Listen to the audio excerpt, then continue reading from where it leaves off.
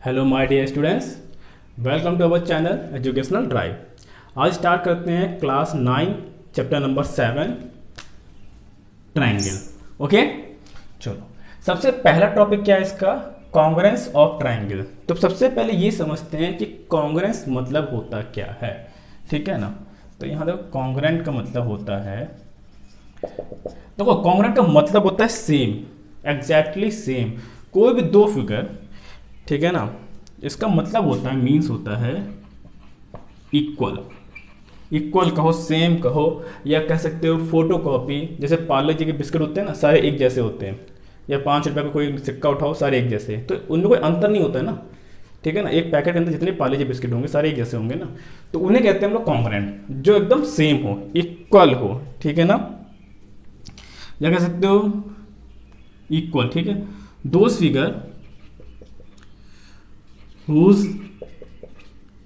shape and size, भाई shape और size सब कुछ और रेस्पेक्ट में वो क्या हो, सेम हो। Are both are same, are same, are both same.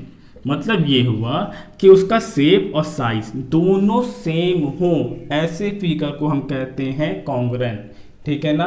Main बात ध्यान रखना, मैं कह रहा हूँ एग्जैक्टली सेम, एक जैसा ही होगा। इसको थोड़ा और समझो। मान लो हमने एक स्क्वायर बनाया 2 सेंटीमीटर का,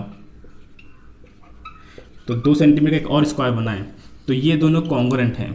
क्यों? क्योंकि भाई सब कहीं से भी दोनों क्या है, एकदम अलग नहीं है। ठीक है ना? सब 2-2 सेंटीमीटर के हैं। या तुम ये कह सकते हो एक ट्रायंगल ने, इक्विलर ट्रायंगल 3-3-3 का, एक और ट्रायंगल ने 3-3-3 सेंटीमीटर का, तो दोनों कहलाएंगे कॉन्ग्रुएंट। ठीक है? कुल मिला के अगर एक फिगर पर हम ऐसे उठा के दूसरा फिगर रखें तो वो ओवरलैप करेगा, उसे ओवरलैप करेगा। ये उठाएं, एक स्क्वायर को दूसरे पर रखें, या एक ट्रायंगल को दूसरे पर रखेंगे तो ये ओवरलैप करेगा। एग्जैक्टली सेम, एक जैसा, फोटो कॉपी समझ लो, ये होता है कॉन्ग्रुएंट। ठीक है ना? समझ में आ गया? चलो, तो कॉन्ग्रुएंस ऑफ ट्रायंगल का मतलब क्या हुआ? कॉन्ग्रुएंस ऑफ ट्रायंगल का मतलब ये हुआ, वो ट्रायंगल जो कि एक दूसरे से एकदम सेम हो। जैसे मान लो ट्रायंगल ए बी सी है। अब पूरी बात ध्यान सुनते रहे, इंपॉर्टेंट है इसलिए ध्यान से सुनो, है ना? ध्यान से देखो बात को। ये बी सी है और ये बी सी है, पी क्यू आर मान लेते हैं। ये 2 सेंटीमीटर, तो ये 2 सेंटीमीटर, ये 3 सेंटीमीटर, इसे भी 3 सेंटीमीटर, सॉरी 3 मान लेते हैं, ये 5 सेंटीमीटर है और ये भी 5 सेंटीमीटर है। तो मेरी बात समझो, इसे 3 मान ले, 4 मान लेते हैं ना, इसे 4 मान लेते हैं। तो मेरी बात समझो, ये कह रहा हूँ अगर इस पी क्यू आर को उठा के इसके ऊपर रखें तो ओवरलैप करेगा, कोई अंतर नहीं होगा ना, इसे कहते हैं हम लोग कॉन्ग्रुएंट। ठीक है? कोई भी अंतर ना हो। तो देखो ये इसके बराबर है, ये इसके बराबर है, ये इसके बराबर है। ठीक? तो एक बात समझो, इस पूरे चैप्टर में एक सिंबल यूज होगा, वो है ये। इस सिंबल को कहते हैं कॉन्ग्रुएंट। ठीक है? ये दोनों ट्रायंगल एक दूसरे कॉन्ग्रुएंट हैं, तो हम लिखेंगे triangle A B C congruent triangle P Q R. ठीक है ना? ये दोनों कॉन्ग्रुएंट है। यानी अगर मैं इसको यहाँ से निकाल सकता, इसको ऊपर रख देता है ना, तो कोई अंतर नहीं होता, ओवरलैप करते। ठीक है ना? तो जब भी कोई दो ट्रायंगल कॉन्ग्रुएंट होते हैं तो हम इस सिंबल का यूज करते हैं, इसे कहते हैं हम लोग कॉन्ग्रुएंट। ठीक है? इसे कहते हैं कॉन्ग्रुएंट सिंबल। इसके बाद एक और वर्ड आता है सी पी सी टी। इसको समझने से पहले बात समझो, अगर दो ट्रायंगल कॉन्ग्रुएंट हो जाते हैं, ये दो ट्रायंगल कॉन्ग्रुएंट हैं, तो भाई इसमें क्या क्या मिला हमें? कॉन्ग्रुएंट का मतलब ये है कि ए बी जो है वो पी क्यू के इक्वल है, ए सी जो है वो पी आर के इक्वल है, बी सी जो है वो क्यू आर के इक्वल है, एंगल ए जो है वो एंगल पी के इक्वल है, एंगल बी जो है वो एंगल क्यू के इक्वल है, और एंगल सी जो है वो एंगल आर के इक्वल है। ठीक है ना? ये हो गया कॉन्ग्रुएंट का मतलब हर एक साइड दूसरे किसी एक साइड के इक्वल है। ये नहीं है कि अगर हम एक ट्रायंगल ऐसे बनाए तो ये 2 सेंटीमीटर, तो ये सारे 2 सेंटीमीटर होंगे, ये बात नहीं है। एक करस्पॉन्डिंग साइड ही इक्वल है, यानी इसका ये इसके इक्वल है बस। ठीक है? सबके इक्वल नहीं है, एक से इक्वल है। हो सकता है सबके भी इक्वल हो, वो कंडीशन लगे, मगर एक के तो इक्वल होना ही चाहिए। ठीक है ना? तो ऐसी कंडीशन, ये होगा कॉन्ग्रुएंट का मतलब। तो इसका मतलब ये हुआ कॉन्ग्रेंट का, सीपीसीटी समझाने वाला था मैं कि corresponding part of congruent triangle वो क्या होंगे, इक्वल होंगे। जब भी दो ट्रायंगल कॉन्ग्रेंट हो जाते हैं तो सीपीसीटी से ये सारी बात हो जाती है। सीपी करस्पॉन्डिंग पार्ट, करस्पॉन्डिंग यानी ये इसके करस्पॉन्डिंग है, ये इसके करस्पॉन्डिंग, तो करस्पॉन्डिंग जो पार्ट होते हैं, ठीक है ना, corresponding part of congruent triangle are equal, congruent triangle यानी ये और ये एंगल ये एक दूसरे करस्पॉन्डिंग है, ये एंगल और ये एंगल एक दूसरे करस्पॉन्डिंग है, ये एंगल और ये एंगल ये क्या एक दूसरे के करस्पॉन्डिंग है। तो corresponding part of congruent triangle क्या होते हैं, इक्वल होते हैं। बस में सीपीसीटी का फुल फॉर्म समझ में है ना, corresponding part of congruent triangle. चलो इसे रब करते हैं, फिर स्टार्ट करते हैं इसके कुछ थ्योरम्स। चलो अब बात समझो, दो ट्रायंगल कॉन्ग्रेंट है कि नहीं ये बात हम कैसे जानेंगे।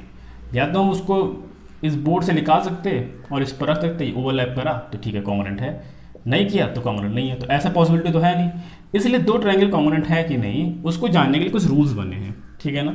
तो सबसे पहले पढ़ते हैं हम लोग एक्सियम 7.1 या कह सकते हो रूल नंबर 1, रूल नंबर 1, और इसको एक्सियम थ्योरम के नाम से रखा हुआ है तो कोई फर्क नहीं पड़ता। पहला एक्सियम है side angle side, SAS। SAS का मतलब होता है, SAS का मतलब होता है साइड एंगल साइड। तो ये कह रहा है, मतलब समझो हम ये कहें ये तो ट्रायंगल है, ठीक है ना, ये बात समझ लो इंपॉर्टेंट है। ये जो ट्रायंगल है इसका ये वाली साइड इसके इक्वल है, ये साइड इसके इक्वल है, और बीच का एंगल, मैंने क्या बोला बीच का, साइड एंगल साइड है। तो तुम इस तरह लिखोगे कि इसके लिखने का तरीका भी होता है, वो समझ जाएंगे बाद में। चलो अभी यहाँ लिख देता हूँ, triangle ABC and triangle PQR, AB is equal to PQ और angle B is equal to angle Q और BC जो है वो इक्वल है QR के। सबका रीज़न एक ही है तो अभी मैं कुछ और लिख नहीं रहा हूँ, गिवन।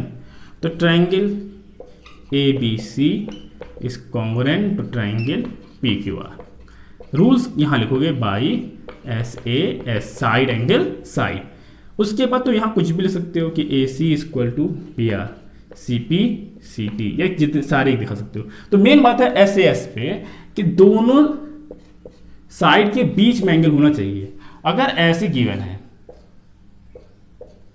मतलब ये साइड है और ये साइड है और एंगल ये है, तो ये दोनों साइड के बीच में एंगल नहीं है, बाहर हो गया ना, ये दोनों साइड के बीच में होना चाहिए। या तो इस तरफ बना हो तो ये इन दोनों साइड के बीच में एंगल है, ठीक है ना, इन दोनों साइड के बीच में। मगर अगर बाहर हो जाए, अगर किसी भी कंडीशन से बाहर हो जाए तो इन दोनों साइड के बाहर है, तब तुम SAS इन दोनों पे नहीं लगा सकते। इसका मतलब होता है साइड एंगल साइड, एंगल बीच में है दोनों साइड की। बस में है। चलो इससे भी थोड़ा नोट कर लो, फिर हम नेक्स्ट देखते हैं। देखो अभी हमने क्या रूल पढ़ लिया, SAS। अब उसके बाद एक रूल आता है ASA। क्या आता है ASA? इसका मतलब होता है angle side angle, angle side angle. हम दो ट्रायंगल को तब भी कॉन्ग्रुएंट कह सकते हैं जब इनके दो एंगल ये दोनों एंगल इक्वल हो और बीच की साइड, चलो एंगल इसको इस बार यहाँ ना लिखे, यहाँ लिख लें, चलो ये एंगल इसके इक्वल है, ठीक है ना। कह रहे हैं कि एंगल A जो है वो इक्वल है एंगल P के, एंगल B जो है वो इक्वल है एंगल R के, ठीक है ना। और इनके बीच की साइड यानी कि AB इधर है और इधर PQ है, इन दोनों एंगल के बीच में है ना, तो angle side angle, angle side angle से ये दोनों ट्रायंगल क्या हो गए, कॉन्ग्रुएंट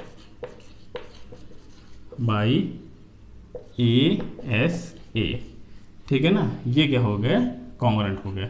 बात समझ में आया कि नहीं समझ में आया, ठीक है। एंगल साइड एंगल से समझ में आया। तो ये दूसरा रूल एक और आ गया ASA, दोनों के बीच में साइड होना चाहिए, दोनों एंगल के, बाहर नहीं, बाहर नहीं। मैं समझा दे रहा हूँ फिर से कि A और ये मान लेते हैं साइड है S, है ना, तो ये AAS हो जाता है, ठीक है। तो इसके कारण बात समझो, अगर मान लो बाहर है, मगर बाहर है तो एंगल एंगल, तो ये ASA से नहीं होगा, यहाँ पे साइड बीच में है, साइड बीच में है। तो हमारे पे एक और रूल है, थर्ड रूल, वो है AAS, यानी कि एंगल साइड एंगल। ठीक है, ये थर्ड रूल है। थर्ड रूल ये कहता है एएएस में कि अगर दो एंगल हो और साइड जरूरी नहीं है कि बीच में हो, साइड बीच में ना हो, बाहर हो जाए, साइड बीच में ना हो के बाहर हो जाए। ठीक है, तो अब ये रूल फॉलो होगा यहाँ पर एएएस, मतलब कि ये एंगल इसके इक्वल है, ये एंगल इसके इक्वल है, ये एंगल इसके इक्वल है, और अब हम कह रहे हैं कि बीसी जो है वो इक्वल है क्यूपी के, चाहे इसके इक्वल हो चाहे इसके इक्वल हो, किसी एक के इक्वल मान लो, चाहे इसके मान लो जैसे, है ना। तो अब बनेगा एएएस, मतलब एंगल साइड। क्या बनेगा? एंगल साइड, यानी ए, क्या यहाँ स्टार्ट करो एएएस, चाहे ये मान लो, तुम इसको अगर ऐसे रखना चाहो तो एएएस होगा, अगर जो गिवन होगा उसके हिसाब से वो चेंज होगा। बात समझ में आ गई? तो टोटल अभी तक हमने कितने रूल पढ़े? 3 रूल पढ़े। कौन कौन से? एसएएस, एएसए और एएएस, ये 3 रूल हैं। ठीक, और हमें पढ़ने हैं टोटल 5 रूल, अभी 4 और 5 बाकी है, तो ये हम आगे पढ़ेंगे इसे। ठीक है ना, चलो अब इस वीडियो को कंप्लीट करते हैं। ठीक है, मिलते हैं नेक्स्ट वीडियो में जहाँ पे हम 7.1 स्टार्ट करेंगे। तब तक के लिए thank you, have a nice day, take care.